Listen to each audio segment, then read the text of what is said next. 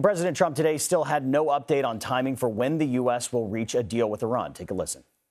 Well, don't rush me. Don't rush me, Jeff. Guys like you want to say, oh, so we were in Vietnam like for 18 years. We were in Iraq for many, many years.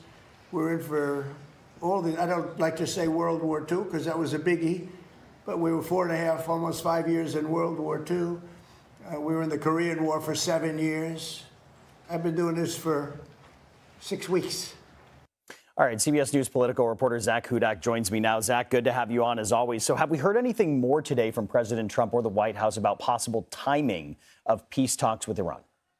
We really have not, Tom. We remain in this indefinite ceasefire, and we have been waiting for those talks that we expected this week in Pakistan again. The Pakistani has been particularly helpful in continuing those conversations on our behalf with the Iranians. I do think one notable thing that we learned today was the president posted on Truth Social that he has directed the ships that we have in the Strait of Hormuz, which we know the U.S. has been trying to fully open, but Iran just this week alone has intercepted 2 cargo ships going through. The president this morning said he directed the U.S. ships to actually shoot at and kill any small vessels in there that are dropping mines. So that is a bit of a change in posture on our maritime standards, where typically we try to only fire defensively or proportionately.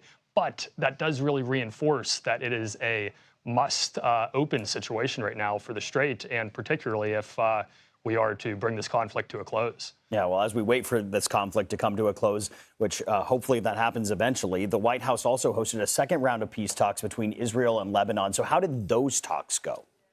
Those talks, Tom, came to a conclusion of there is an additional 3-week ceasefire between those 2 countries. I do want to get into the background of that because that's something that's still affecting the negotiations to this day.